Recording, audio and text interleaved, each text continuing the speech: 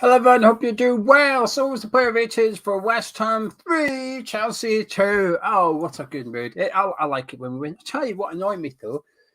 2 o'clock today, I was looking forward to watching a game, and there's no Premier League football on the telly today at 2 o'clock. Why, did it get cancelled for weather or something? No, there's 3 games playing, there's just none on the TV. It's Maybe they've used up all their quota, or they're saving them for the Christmas period, because they can only televise so many, can't they? I don't know, it's rubbish. There's a game at 4:30, Villa playing Leicester. That would be a good game, Gerrard and Brendan Rodgers. But anyway, if it wasn't for that, I wouldn't probably be sat here. You'd have said, when we're doing play rates, I would have said, well, the football's on, you're going to have to wait. Not now. You'd have said, not now. So, right. Fabianski, what was saying? Okay, no, same old disclaimer. I was at the stadium. Can't see an awful lot in that up the other end of the pitch. I've watched a bit on Match of the Day. I haven't even managed all the Match of the Day. So, but he seemed to make some really important saves. I don't know. I've listened to your review, Gio. Later on last night. So I understand that there has been some criticism of Fabianski. There's been some. You criticised him. I didn't know it was a long way away, and I actually thought that Mason Mount was a lot closer because of that depth of field and the vision. I thought Mason Mount had scored from about 3 yards, because you know what it's like. It's that, and I didn't realise he was as far out as he was. That being said, Fabianski made some good saves. Some good saves in that game, so I'm going to give him a 7. I'll give him a 6. I thought he did make a couple of good saves, but I do think it was only a couple at the most. I thought Chelsea's shots were restricted really to long distance shooting by the defence, and I think the defence did Fabianski a bit of a favour yesterday. Like I said, the first goal, I'm not going to blame him. I've seen some people sort of criticising him for the first goal, but not me. I think there's not much you can do from a header. But the second one, certainly, should be getting beat from that distance and at his new post as well. It's just bad. The more I watch it, the more I don't understand. It's not even like he's been close to getting. He was just nowhere near the ball. He was late, like a good second or 1.5 seconds, which is a long time in football, late diving for the ball. His distribution, I thought, was poor again. But like you said, a couple of good saves. But Fabianski almost has to have 5 or 6 really good saves in order to have a good game to sort of counteract his distribution points. So I'll give him a 6 and 6. Who's next? Soufal. Good game. Gio, good game from Soufal. Looked full of energy, really up for it. Pivotal role in the goal, in the Bowen goal. And battled well to win the second ball, or to sort of contest the second ball, but also awareness enough to sort of stab it to Bowen, who obviously, we'll talk about later. But I thought, all in all, Soufal had a very, very good game, and asked to play in a couple of different positions. All right, yes, I know they were both defensively right positions, but at some point he was doing a lot of defending, and other points he was right up there attacking, and banging form, that the old Soufal there, certainly. So have I given him a score? I have an 8 out of 10. Completely agree. Give him an 8. I thought he was really strong defensively. I think Marcus Alonso can sometimes pose a threat to oppositions. Barely seen him at all in yesterday's game. I thought he was brilliant, Soufal, and going forward, really good. I thought he had a better second half than first half. I thought Moyes tweaked the team a little bit at half time. Lanzini dropped back a lot deeper in the second half, and Bowen moved a lot more central. And I think in order to do that, it meant that Masuak and Soufal could get down the pitch a little bit quicker. And they seemed to play 5 yards further forward in the second half. Made a big difference to us. Big hand. He got the assist for Jared Bowen's goal as well. It's good to have Soufal back, actually. And this is going to sound a bit harsh, but I think sometimes you get caught up in how good Ben Johnson's been, and almost how surprisingly good Ben Johnson's been. You forget just how good Soufal actually was. And currently, he is just a better right back than Ben Johnson. But like I said, I do think you sometimes forget that just because you're so caught up in Ben Johnson. Craig Dawson. I think Craig Dawson's been miraculous, actually. It's funny enough. I've got a friend of mine who's is to keep his job. Basically, people keep leaving his company. He keeps having to do more people's jobs, and the person that's working alongside him, they keep changing him, and they've had to move offices and all the rest of it. Yeah, he keeps going. He's doing, and it was taking him for his appraisal by his boss. His boss says you've done remarkably well for all this. And actually, it's quite when he was telling me, and I didn't really think about it. I thought about Craig Dawson. I mean, this is a journeyman footballer for 2 or 3 million quid who we've got in, and I mean, he's constantly having his person alongside him changing. The system's constantly changing. He's probably playing at a level that's a little bit above him and a little bit beyond him in terms of the top echelons of the Premier League. Yet he just keeps managing to do it. And I think he's actually quite remarkable, really. He's not a premium player. He's just not. He's a journeyman player. Yet the tune that you keep managing to get out of him is outstanding. I thought, my word, again, yesterday he was tested. It was actually when they brought on Pulisic. And I know he's a wide player. So first of all, they started on with Ziyech, or whatever his name is. Hudson-Odoi's come on. And Mason Mount was playing some of the game wide as well. And then they bring Pulisic on. I mean, there's no end to the attackers that this team can bring on. Then Lukaku comes on. And do you know what? And I just feel he takes it in his strides, playing against top quality players there, mate. And still he's there with his blocks and his tackles. And actually, I do believe it was actually his ball over, possibly, for our second goal. I think it might have been. I think it was his ball over to Antonio, which Antonio contested. I thought it was a really good ball. And that wasn't the only time he played Antonio in as well behind their defence. I thought it was a remarkable performance, actually, to be fair. So, yeah, I'll give him 8 out of 10. I'll give him a 7. Thought he was all right. The weird thing is, I think because our defence played so well, it was just hard for Chelsea. Didn't see... If you look at his immediate opponents, it's Kai Havertz and Lukaku, and I guess you could argue Mason Mount to some extent as well. Didn't really see too much of them, to be honest with you. I thought he was fine yesterday, 7. Don't remember anything overly impressive defensively, but also didn't notice anything overly worrying either. Didn't notice any big mistakes or anything like that. But I do think he'll look good in games like yesterday, Dawson. I think because his biggest weakness for me is his distribution, and you don't really need that when you play the likes of Chelsea because you can get away with going long and stuff. But a good game from him yesterday. His best one in a while, actually. I thought he was a lot better yesterday than he was against Brighton, Man City, and Wolves. Since international break, that was his best performance so far. Kurt Zouma. I mean, really good, Gio. Really, really good. Really good. I mean. And a real crowd favourite, a real cult hero, and a point to prove against Chelsea. Strong and fast, and so it's hard to give him a rating because of then what happened. Which it's hard. I don't know. So I thought he was really good up until that point, Gio. I guess you give him a 7 up until that point. I do feel, look, I've covered this. I've already recorded the forum video, which I'll put up later. I actually filmed him when he went down as well. And I feel that they're 2 separate injuries, the first half and the second half, the more I looked at it. And I feel the fact that he couldn't get back onto the pitch for the second one, which again was right in front of us, which is why I filmed it. Anyway, it does... It ain't good. It ain't good, is what I'm thinking on that one anyway. But up until that point, he was magnificent. He didn't play all of it. 7, but I think he would have got on to get an 8 or a 9, if that makes sense. But I'll give him a 7 because he didn't do all the game. Not his fault, obviously. Yeah, I'll give him an 8. I thought he was... There was a lot of good, really good centre-backs on show yesterday for both teams. And I thought Kurt Zouma almost looked like he almost... proved that Chelsea made a mistake seldom, I think. I think he could have got into Chelsea's back 3 yesterday. I think he could have went off at half-time, put a blue shirt on, come back out, wouldn't have looked out of place in that team. There's 1 or 2 moments where, when funny enough for his injury, he's just tracking the run of Lukaku as well. He does it really well, he uses his body, and he's just such a fantastic footballer. He really is. Whenever I see a player running at Kurt Zouma or see Zouma going over to do the defending, I feel comfortable.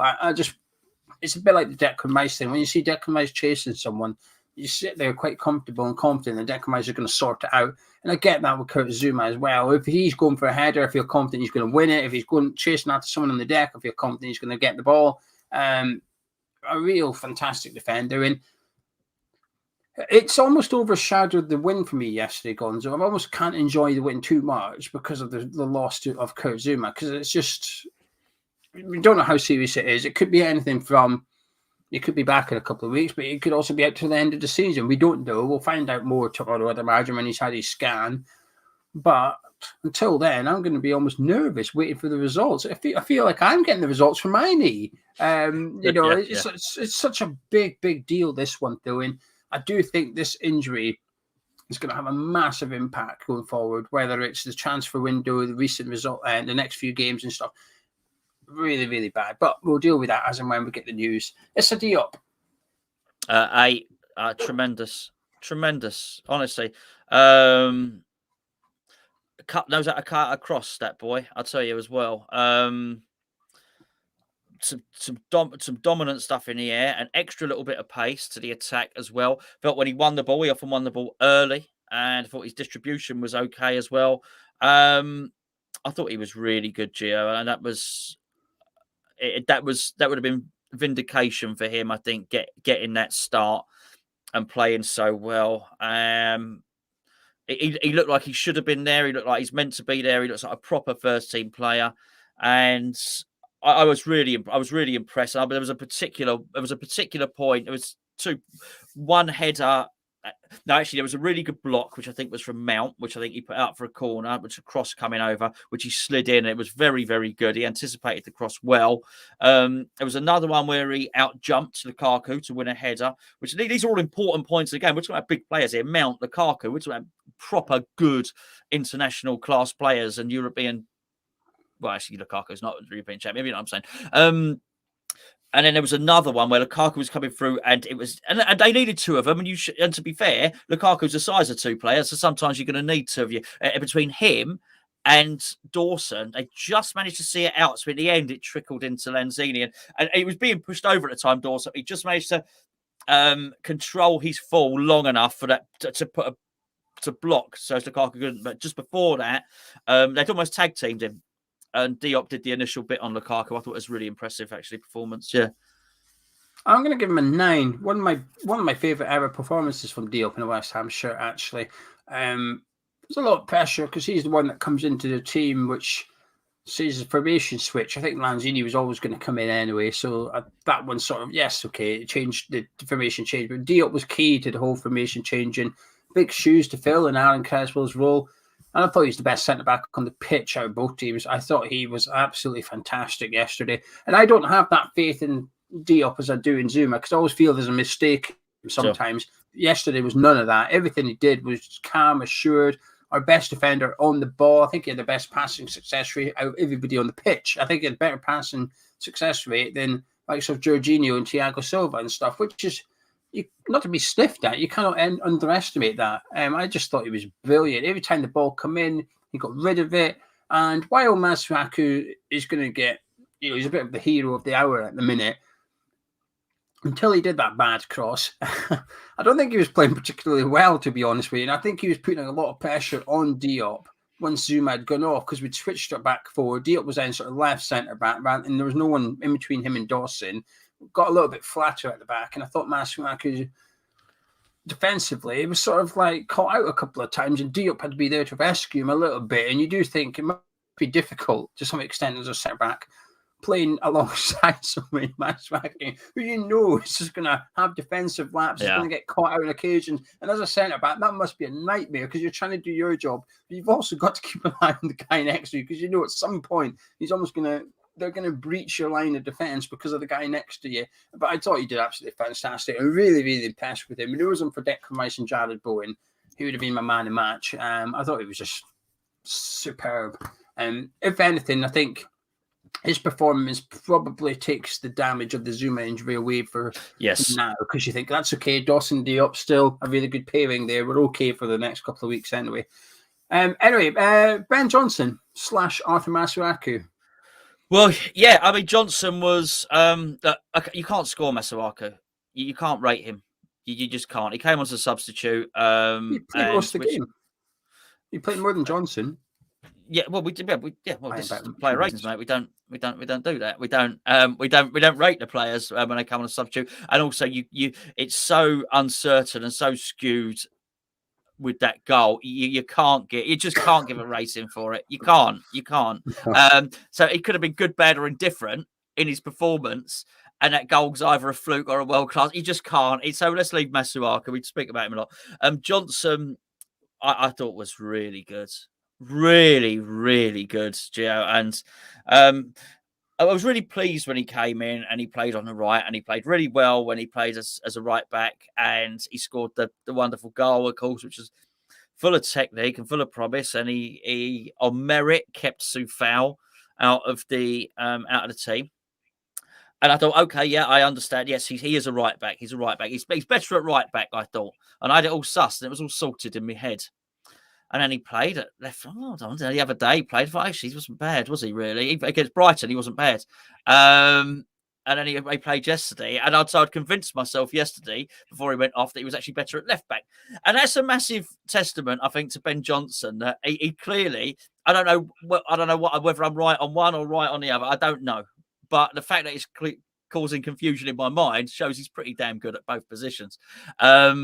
And I thought he played really, really well. I loved how much of it you would have seen on telly. I don't know, but the exchange after the penalty incident, and then the whole Reece James thing, and then the running up to the crowd, Lanzini at the crowd, and Johnson at the crowd. He's really talking to the crowd and really saying, "Come on," really geeing them up and all the rest of it. And I thought he was pretty damn good up until the point he went off. I thought he had that side goal. Look, we all know about the goal, right? He was limping to get back. He couldn't match Mount because he was limping. Up to that point, I think he had that side pretty much tied up. Really, really good. Really, I've got to give him a rating, haven't I? But I'll have to do what I did with Zuma, which was had he gone on and played like that, I'm pretty sure he would have got an 8. I'm going to give him a 7. It was very good, very impressive. I'll give him a 7. It's going to sound harsh, but I am almost marking him down a little bit because he didn't go down when he was injured. He tried to play on, and while it's admirable, it's cost us in the end. He got injured, I don't know, about 90 seconds prior to Mason Mount's goal when he was, funny enough, charging down a Mason Mount shot from outside the box. And as soon as he's felt something, knowing that he's going to struggle to sprint at full speed, he should have went down. When you think about the Mason Mount goal, that's when Declan Rice lost the ball. If Johnson was down, I've got no doubt in my mind Declan Rice would have hoofed it into Rose's head and said, "Whoever throw our defenders down, let's get him seen to." And it's just, like I said, it's admirable. He's trying to play through the pain barrier, but unfortunately, it's cost us a goal at that. Well, that and Fabianski, I think, between those two things and Declan Rice's pass, I think them 3 things have contributed to the goal in the end. But bar that, I thought he was fantastic going down that side. Funny enough, for Chelsea's first goal, he hesitates a lot, which has then contributed to Chelsea breaking. But I put that down to Antonio more. He sort of gives it to Antonio. Then you see him step forward and stop to see if Antonio's going to win the ball, and he thinks Antonio's won it, so he runs. But Antonio hasn't won it; he's lost it in Chelsea attack. But in the end, it goes out for corner, no harm done kind of thing. But I thought he was really good going down that side. It's difficult really. We've almost got 3 really good fullbacks now and only 2 spaces when we play back 4, and it's sort of like they all deserve to start, but we can't start them all. And I do wonder if that might play on David Moyes' mind. And bearing in mind that we just lost Kurt Zouma, I wouldn't be surprised if the back 3 is here to stay for a little while with Johnson left wing back and Creswell left centre back, and that gets rid of the Zouma problem with Dawson and D up next to him. I would not be surprised if we see a back 3 for the next few weeks. We might see a back 3, I think, because then it allows us to play the informed players. Because if you take out Johnson, you're taking an informed player out and you're putting in Benrahma or Fornals or something, you're putting an out-of-form player into the team. And then, yes, you can't change the formation, but that's a prediction anyway. 7 for Ben Johnson. I'll give Masuaku a 6. Freak goal. It doesn't fill me with confidence at all, though. Centre midfield, Declan Rice. Oh, I mean, he was almost the best player on the pitch yesterday. He was almost the best player on the pitch. I've got to go off. I know we don't. I've got to go off. I've got to give him an 8.5. Because I can't score him. Look, if I say it's not me, it's not we, it's you. If you're scoring Johnson down for not falling over, you've got to score Rice down for passing the ball that led to their goal. But aside from that, I thought he was exceptional. I mean, I really did. And the biggest thing, the way he wound up Jorginho, which just thought was sensational, basically put that guy off his game for the whole game, really. I wanted it to escalate, as I said yesterday. I wanted it to escalate beyond that, actually, so as he made it impossible for him to ever sign for Chelsea. But he's calm. He's a smarter guy than that, Rice, and he didn't let it go any further. I thought he just showed who was the best midfielder on the pitch, and it was Declan Rice.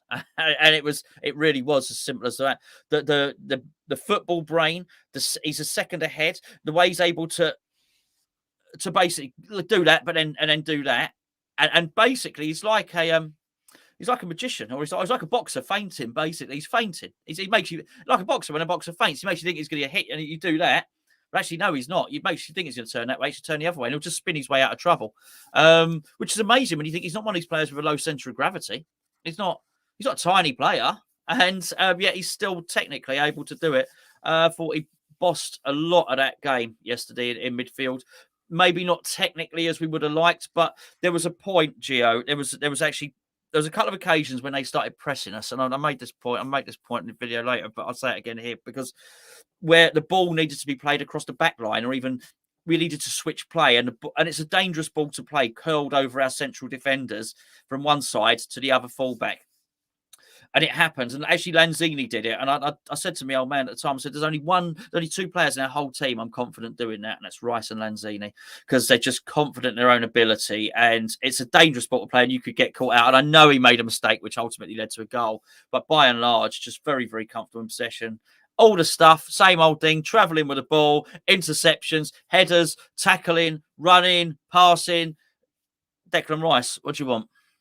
Yeah, I'll give him an 8 as well, because I am marking him down for that mistake that led to goal. If it was any other player of the team, we'd be criticising him, and it's only fair you do it to Declan Rice. But that was literally his only mistake, and I don't mean big mistake. I mean any mistake. Yesterday was probably his best game, possibly, I've seen him have for us in possession of the ball. Not out of possession. He's been better defensively in other games where we're under the caution. He's breaking everything up. But on the ball, he was just strolling around that pitch like a lion or something. Every time we were struggling, he would get the ball, and he was just dribbling around with it with Chelsea players running after him. And he wasn't even harsh. He was just like, "What of you? You're not going to take it off me."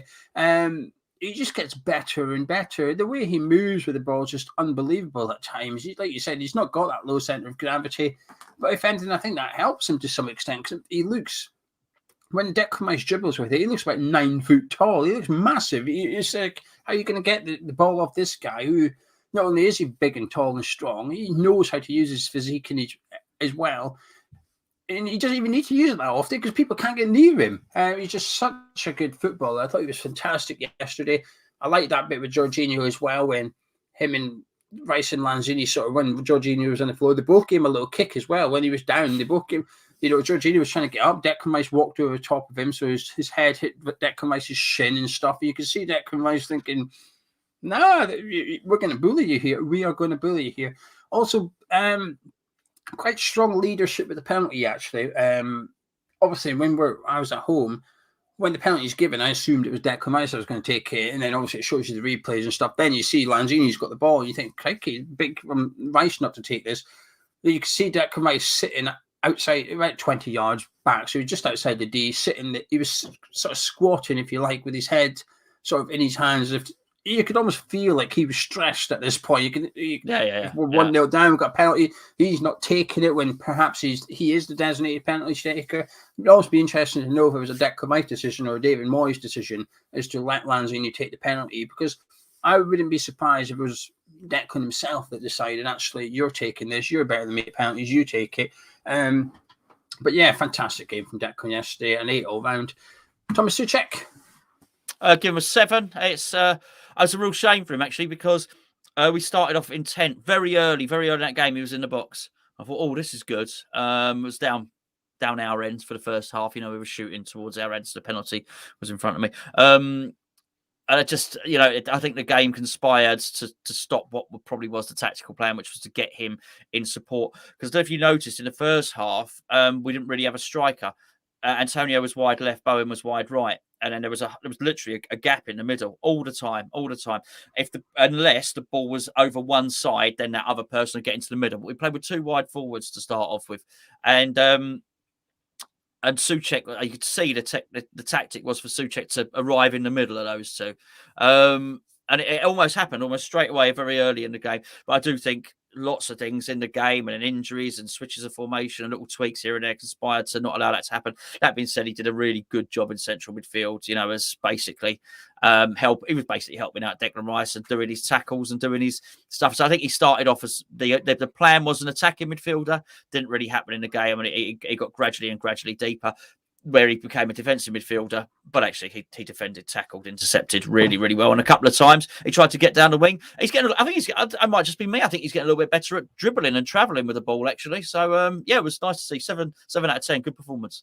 I'll give him an 8. He's got his mojo back now, has Thomas Souček. I think he was almost good by not doing anything, which is a really strange thing to say. But towards the end of the game, the more the game went on, the less involved he was with the ball. But that made his performance get better in a way. He was just in the right place. He was just making Chelsea move the ball away from the centre of the pitch, because it's sort of, you come through here, I'm here, so you move it. And Chelsea were ending up going sideways a lot. And that's just down to good positioning. That's down to patience, concentration, hard work from West Ham, good positioning. And you've got all them things. You don't necessarily have to touch the ball in order to have a good game.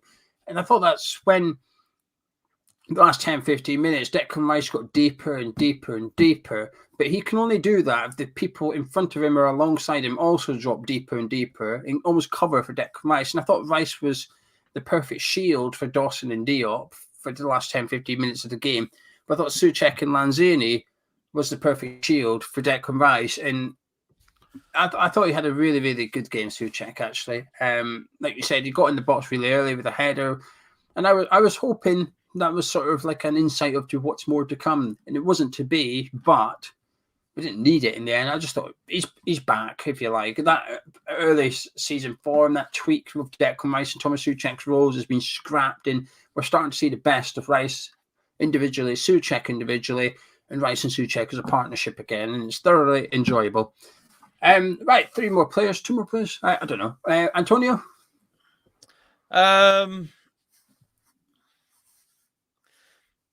I have a 6 or 7.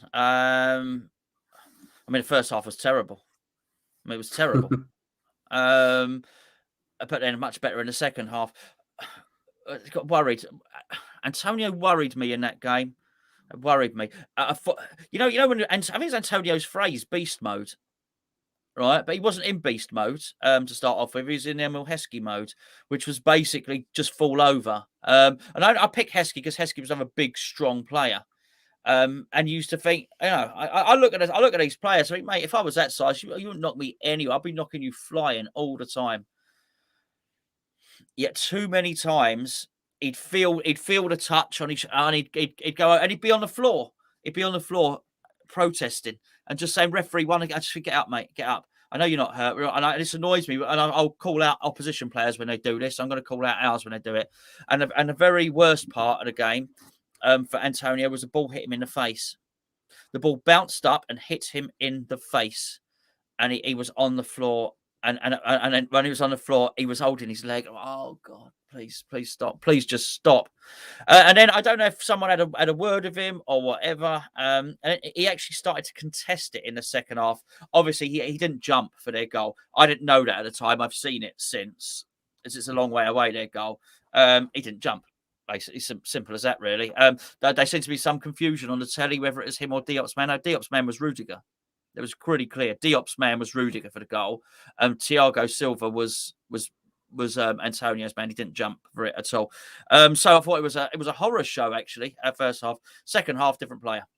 And I thought at that point it was a case of, actually, not only am I not going to go down the faintest touch, actually I'm not going to go down at all. And actually you're going to go down because I'm stronger than you. I'm going to outmuscle you. I'm going to cause you all manner of problems. And I just felt he became that striker in the second half. Or maybe not that striker because he wasn't striking at the goal, but he became that footballer. that actually come the end of it, that people like Rudiger is a great player, and Christensen, who I thought played quite well, to be fair, and their centre halves, and Thiago Silva would be, Antonio be that guy where they're thinking, I'm glad we don't have to play him next week. That's a pain in the arse. And I bet actually finish that game with a bruise ear and a scratched it and all the rest of it, because they know that they've been in a battle with Mikel Antonio is like a cruiserweight boxer, and he needs to start, but in the first half, he was doing a Neymar impression, and I didn't like it. Second half, he was back to cruiserweight boxer again. So I'll give him a 7 overall. I'll give him a 6. For similar reasons to you, really. I would have given him about a 2 for the first half, and he almost got a point for wearing football boots. He was just terrible. He was terrible. Their first goal, I solely put it down to Mikel Antonio. He loses possession, which leads to the corners. Loses possession far too easily. Thiago Silva, I'm sure it was him or Christensen. I think it's Silva. He literally just bumps him in the back. He doesn't even push him around, just bumps him. Antonio goes down. A bit like what Jorginho did, which is like, oh, I'm going to get a free kick now. And the referee said, no, you're not. That is not a free kick. Get on with it. And then the goal, you said he doesn't jump, which is correct. He doesn't even move, though. It's not even like he tries to block him. He literally just... That's not true. That's not. He did move. He looked to see where he looked as he headed it in. He did move. I saw him. He did that. He looked to the right, watched Thiago Silva move, then looked to the left and watched him head it in. That's movement of the neck and the head. But I just think when you play like 3 at the back and you sort of played the way we did in the first half, you're relying on 2 things. There's lots of things you're relying on, but to break it down in simplicity form, there's 2 things you're relying on. A, really good counter-attacking play, get the pitch fast, hope they get a goal. And B, more importantly, defensively, you're probably trying to keep a clean sheet. You don't have trust in your forwards, so you're putting your trust in your defence and thinking, right, we'll get a clean sheet here. And it must be so frustrating being Diop, Dawson, or Zouma. They're the ones I felt sorry for when Antonio did that yesterday, because up until that point, for half an hour or whatever, they've done everything right. They've kept Chelsea at long distance shots. They've been heading everything away, blocking everything. They've done everything correctly, including when Antonio lost the ball at the halfway line. They got out for a corner. They made up for his error further up the pitch. So they do everything right. And then all of a sudden, your striker comes back and stands still, and that's a free header going. As a defender, it must be one of the hardest things, and it must frustrate you more than anything. You must think, come on, we've done everything right back here, and then you've come back. It impacted the second half, however. Slight tweak by David Moyes, putting Bowen a lot closer to him. I thought it was sort of different Antonio, to be honest with you. And it's almost like a 7, 8 out of 10 Antonio in that second half. The run for Bowen's goal is crucial. He doesn't even touch it, but it doesn't matter. It's the run. He takes Chelsea centre-backs out of the way, gives Bowen the space for the shot on the edge of the 18-yarder, and then he was just chasing everything down. At times, he can be a bit impatient. There was at one point Chelsea had a ball possession for about 2-3 minutes, which is a long time. Pass, and all the players were just standing, watching them doing it. Antonio come running back and ploughed into someone and gave away a free kick. As soon as he done it, you could see Lanzini's face. Lanzini was like, oh, "What have you done that for? We're fine. There's no need to do that. Don't give away." But it's almost like he was trying too hard to some extent in the second half. I much prefer that than not bothering his arse at all in the first half. So 2 different things for Antonio. Lanzini, I forgot about him. Lanzini. 8. The penalty. He took the penalty out how he played that game yesterday, by the way. It was all the same. He was calm, he was composed, and he was unflustered. And basically, that 3 seconds summed up Lanzini.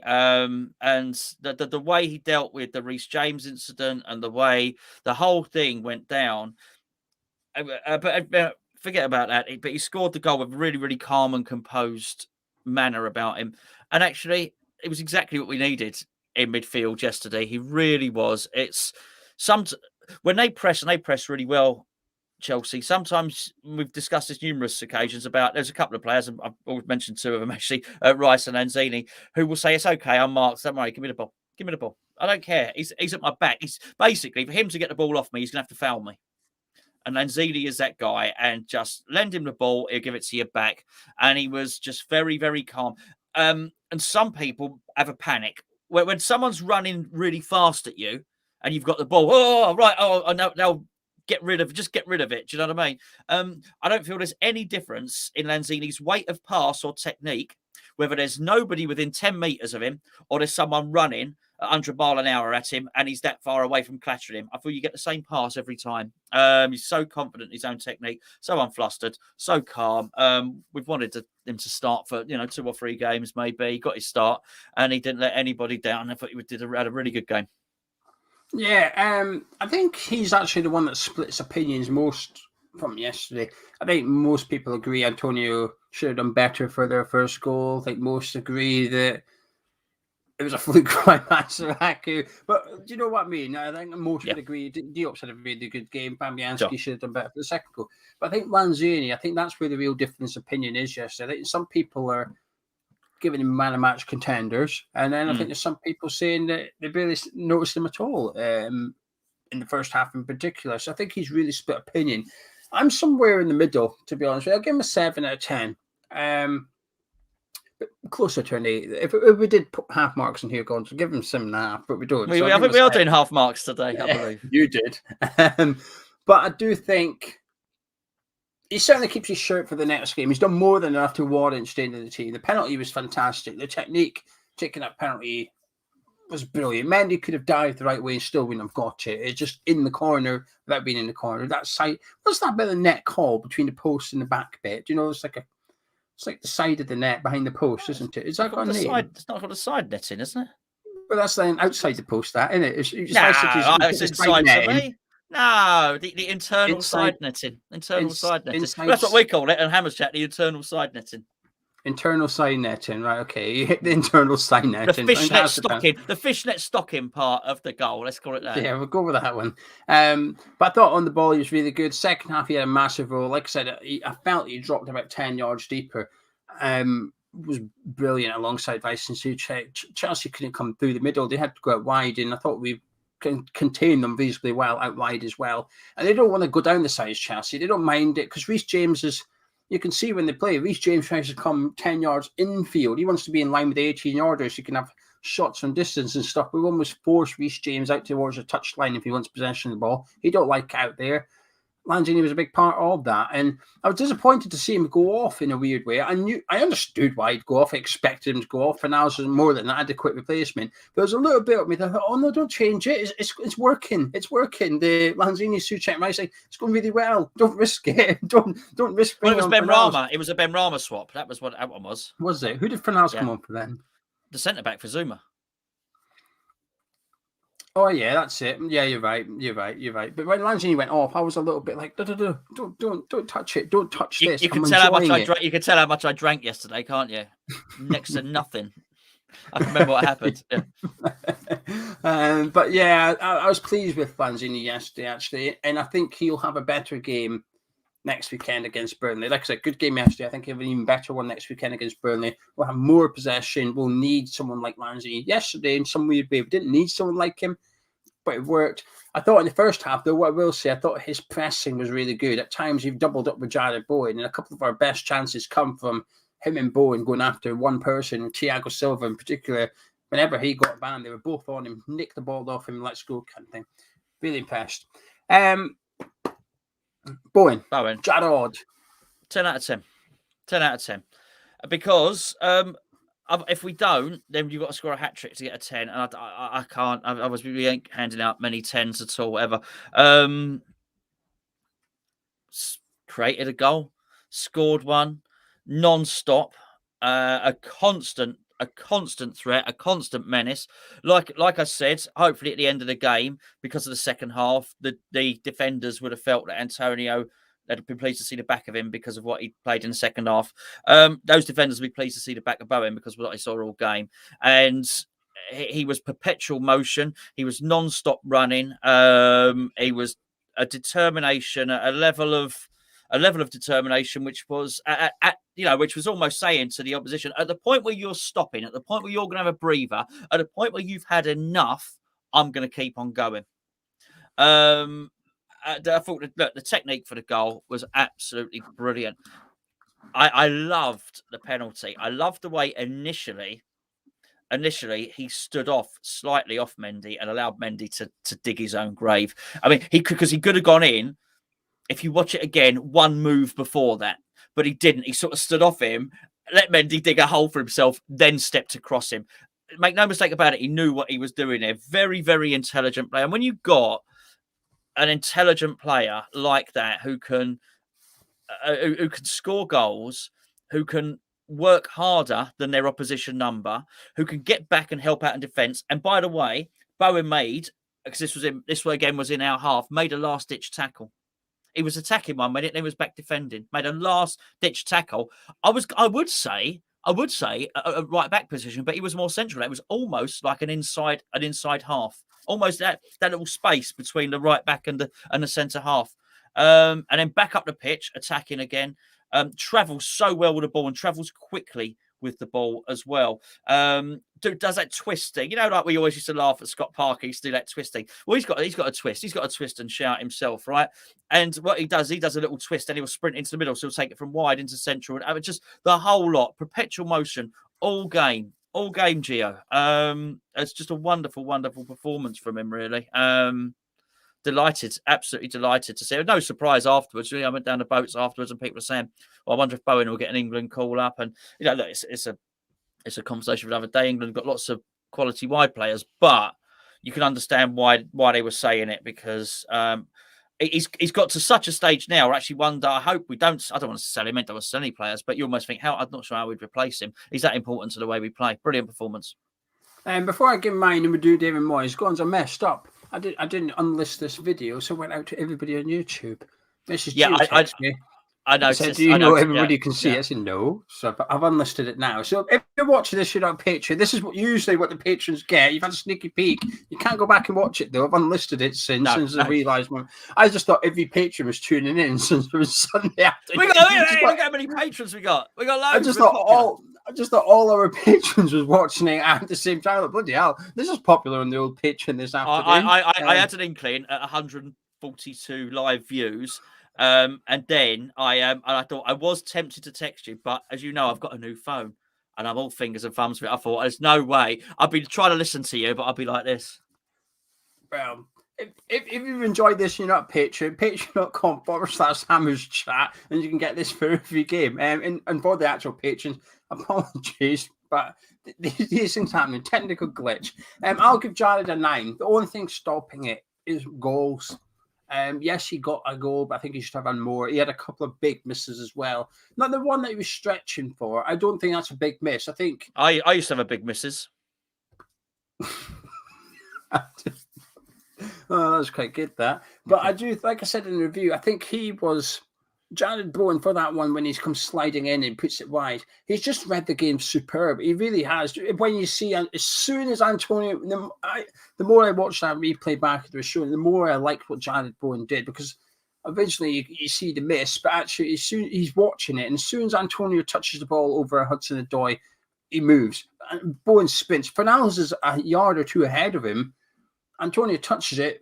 Bowen runs past Pablo Fornals. He's like, in I go, bang. And yes, he misses a target, but the one after that, he should be doing better. And that's the one David Moyes has alluded to. Moyes' comments was basically Bowen had a good game, but he could have done better. He was very negative yesterday, David Moyes. Sometimes we'll do a review and we'll say we didn't play very well. And people are like, oh, just enjoy the win. I think you should listen. David Moyes is worse than us. Absolutely. Yeah. I'm surprised he wasn't in the chat yesterday. I'm gonna calm down, lads. Calm down. Yeah. Well, it was a good win. We weren't great. It was a good cross. I told Arthur it was a good cross. I like the way when he tried to sort of like go in a roundabout way, like, but if you don't cross the ball, you can't score goals. Yeah, but the crosses aren't meant to go in the goal, Dave. No. It's not like he's crossed it and a defender's hit it in. It's going, well, it's a good cross. Anyway, David Moyes. Oh, what a tough job for Moyes yesterday. What a tough job. I mean, look, you can't give him a 10 because it's not like he set out a tactical plan and we won 3-0, right? So that, whatever. There's your 10 or whatever. But I'm going to give him a 9. I'll tell you why, because he just kept having to change everything because he had players dropping like flies. I better say though, but like you've almost got to give him at least an extra mark or two because of the injuries. Yeah. You said Well, he's got to come up with a plan, and we didn't win that much. Yeah, okay, but his plan wouldn't have included Zuma and Ben Johnson getting injured to sort of counteract no. that thing. And it's fine. I've not given him a 1. I've given him a 9, which is a really, really good mark. So don't harsh on Moyes, harsh Gonzo, harsh, cruel, nasty. Yeah. So it's fine. He's got a 9. Just magnificent, really, absolutely magnificent. And I think look, we could talk all day about what happens, the tactics, and how he coped with the injuries and all the rest of it. But I think what you've got to look at is the will to win and the belief that they instill in the team, because that can be overshadowed with 3-5-2s and 4-2-3-1s and whatever. Actually, that belief that he must have instilled in the team at half time to say, look, this is we can get back and we can win this. Not just get level, we can win this. There's no doubt that in that half time, because Zuma's already gone off the pitch once at this point, it was a case of let's get to half time, see how Zuma is. There's no doubt that in that dressing room he would turn around and say, right, if Zuma can't make the rest of the game, I'm going to change it and this will be what it'll be. And so that would have been a surprise to anyone, that substitution when Fornells came on. So they all would have been known, they would have been drilled what you do. And that's all a massive part of management, So that's it. When he comes on, you'll be going out. We're going to fullbacks, be Dawson and Diop in there. Fornells, you're coming on and doing this. And he would have very much said, make no mistake about it, even if we have to change things up tactically again, which we probably will, we'll probably have to make another 4 substitution. Even once we do that, we can still win, fellas. We can still win this. And I think that above anything else is marvelous. And I don't ever feel that David Moyes is surprised when we win. I think he always, when he said it at his first press conference, didn't he? So, and I love the way at the final whistle he's come on like this to the fans and giving it all of that to the fans. So well done, Moisey. Well done. Yeah, 9 out of 10. Brilliant. Yeah, I'll give him an 8. And I'm not marking him down. Wait, hang on. You was having it almost like saying, "Oh, I should have given him a 10." I'll tell you why. Because I actually agree with David Moyes. We won, but we weren't that great. The result was far better than the performance, if that makes sense. Sometimes you play really well, but you don't get the win. And I thought I'll give him an 8. I've seen him come up with better tactical plans than what I did yesterday. But had a lot to deal. He had a lot to deal with the injuries to Ben Johnson and Kurt Zuma. Like I said, the tactical switch at half time I thought was fantastic. I think it really helped us defensively and offensively as well. And I can't give him a mark for this because it wasn't really yesterday, but I do wonder dropping Jarrod Bowen for Man City is actually almost lit a rocket up Jarrod Bowen's arse, even though he didn't actually need it. Because I thought Bowen was fantastic against Brighton. I thought he was fantastic again yesterday. And you do have to think, is that as a result of being dropped at Man City? And I'm pretty sure people say, well, he wasn't dropped just because we're playing 3 at the back. Well, we played 3 at the back against Chelsea and Jarrod Bowen was playing, wasn't he? So he had to choose between Jarrod Bowen and Saeed Benrahma, and he went with Saeed. And I doubt Jarrod Bowen sat there happily thinking, well, it's fine. I'm happy with that and not a chance. The one thing, and I'm not marking him down for this, but one thing that annoyed me a little bit, and this was prior to yesterday, prior to kickoff, there was no centre-back on the bench. Yeah. Elise played for the under-23s the day before, so he's fully fit, scored an absolute wonder goal, by the way. Did you see it? No. If you haven't seen it, like Gonzo, go look at Elise's goal for the under-23s on Friday. He gets the ball well within his own half and runs past about 3 or 4 Swansea players and belts it in. What a goal it is. But anyway, I think there was no centre-back on the bench yesterday. And Harrison Ashby was. Like I said, Ashby looks like a good player, good potential and stuff. But I think it was an incorrect call, especially when Zuma went off. I was thinking, well, would you have taken Elise on? Probably not, but at least you would have had the option. At least you would have said, right, okay, now I've got a call to make. Do I bring on Fornells and go 4 at the back, or do I bring on my centre-back that's not played in Premier League before, but do I bring him on and put him in there? He had to change formation yesterday. Even Moyes had to change formation yesterday because he didn't have a centre-back on the bench, which was his choosing. So to some extent, in a weird way, his fault actually ended up turning out good. But if we had lost yesterday, he would say, oh, well, it's because we lost centre-backs. A part of me would have been like, hang on a minute, though, Dave. You chose not to have a centre-back on there. And for somebody who likes to give youngsters an opportunity. It was just a bit disappointing yesterday. Like I said, I'm not marking him down for this per se, but it was merely an observation that I can't be arsed saying on the videos on the main channel, and that, but I don't mind saying it to the patrons, and that is, we would like to send it back on there. We would have liked to have seen Elise on the bench. Simple as that, really. But I think that's it. Anything else you'd like to add before we disappear? No, great stuff, mate. You know, great stuff. One of those victories. I'm glad it was a Saturday game. All right, not because of me and going up there, but you almost, you know, we've spoken about this a few times before. It's such a good victory. You want the Sunday to be able to enjoy it and you know, and read the articles and watch the videos and watch a rerun of Match of the Day and you know, just to soak it up because it is so magnificent. It's such an important victory, and these are the ones that you remember. You know, these big victories. We're having a lot of them this season, but these big victories against whatever local rivals, big teams, and they might well be the best. Well, they are the best team in Europe. They are the European champions. So you know, I mean, Moisey was right when he said last couple of weeks played the European finalists and the European champions. Yeah, it's good. You know, enjoy it. And I'll tell you what, by and large, and I mean, when I say by and large, I mean 99% of all the fans are just absolutely ecstatic, and everyone's so cup half full with that victory. It's brilliant. It really is. It is really enjoyable, mate. Happy days. It just gets rid of the Brighton draw. That disappointment of drawing to Brighton's gone now because we won yesterday. Yeah. We move on to Burnley. We'll be confident again. We've obviously got the Zagreb game. We've got the Zagreb game on Thursday, but it's a bit of a free hit, so everybody sort of forgot about it a little bit. But Burnley next Sunday, they've got their own injury problems. They're far in great form at the minute. They're in the bottom three of the Premier League, so I'm looking forward to that one as well. But anyway, patrons, there you go. If you're not a patron, you can join us. Links in the description, patreon.com/SammersChat. A bit of a Christmas freebie by you, unintentionally. Don't get used to it. Gonzo, I shall catch you in a bit. See you later.